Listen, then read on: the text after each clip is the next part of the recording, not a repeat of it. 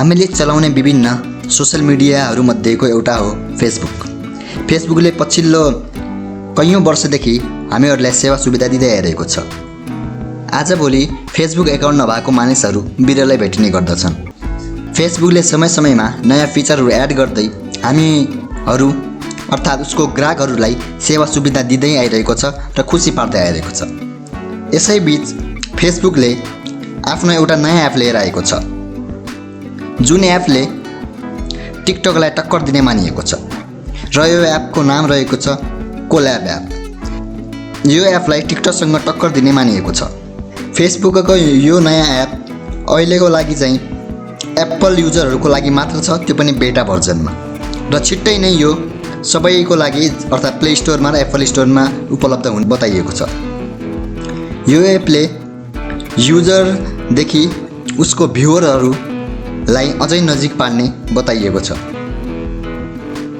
यो एउटा music making app हुनेछ, जसमा युजरहरूले कुनै पनि गीतमा आफ्नो भिडियो तयार गरी अपलोड गर्नेछन्। लगभग टिकटक जस्तै हो, थोरै फरक होला, धेरै छैन त्यस्तो। आफ्नो आधिकारिक पोस्टमा फेसबुकले भनेको छ, कोल्याबसँगै हामीले प्रविधिलाई सहज बनाइदिएका छौँ, जहाँ मानिसहरूलाई मूल साङ्गीतिक भिडियोसँगै मिलेर आफ्नो सृजनात्मक क्षमता प्रस्फुटित गर्न सक्नेछन्। यो एपमा युजरहरूले कुनै पनि एउटा म्युजिकमा आफ्नो सर्ट भिडियो बनाउन सक्नेछन् र यस्तो भिडियोलाई उसले 3वटा भागमा बाँडेको छ। 3वटै भिडियो एकपछि अर्को गर्दै सिरियल्ली चल्नेछन्। यो एपमा चाहिँ 3वटा भिडियोका सङ्गीतमा फरक फरक म्युजिकहरू हामीले युज गर्न सक्नेछौँ।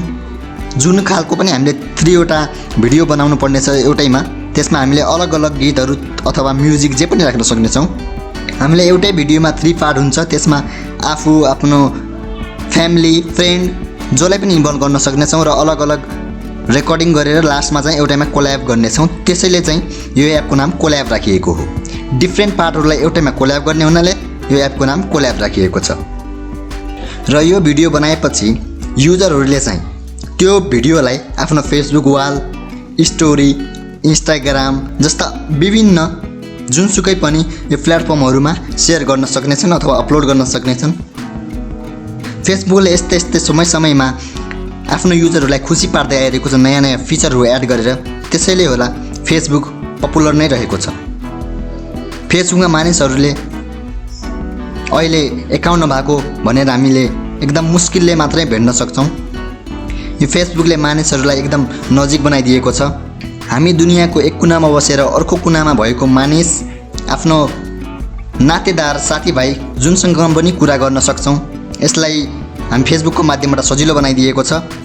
फेसबुकले पछिल्लो समय एकपछि अर्को नयाँ नयाँ सेवाहरू ल्याइरहेको छ र फेसबुकले रिसेन्टली एउटा आफ्नो group calling app catch up recently publish गरेको थियो र त्यो एप चाहिँ अहिलेको लागि अमेरिकामा परीक्षण भइरहेको छ र त्यो यदि यो सक्सेसफुल भयो भने छिट्टै नै सबैलाई यो प्रदान गरिनेछ। केही एप्पल तथा एन्ड्रोइड प्रयोगकर्ताहरूलाई उपलब्ध गराइएको छ।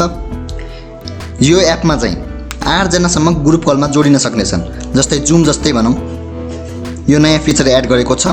यो थियो आजको हाम्रो एउटा सर्ट इन्फर्मेसन, जुन फेसबुकले एउटा नयाँ आफ्नो एप लन्च गरेको छ। अहिलेको लागि बेटा भर्जनमा छ भने यो चाँडै नै फुल भर्जनमा आउनेछ र सबै युजरहरूलाई छिट्टै दिइनेछ।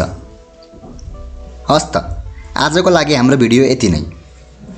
यो भिडियो तपाईँहरूलाई कस्तो लाग्यो त्यसको लागि कमेन्ट सेक्सनमा कमेन्ट गर्नुहोला, यो भिडियोलाई लाइक गर्नुहोला, सेयर गर्नुहोला र हाम्रो च्यानललाई सब्सक्राइब गर्नुहोला। र तपाईँहरू अर्को भिडियो कुन टपिकमा चाहनुहुन्छ त्यसको लागि कमेन्ट गर्न चाहिँ नभुल्नुहोला। धन्यवाद। जय नेपाल।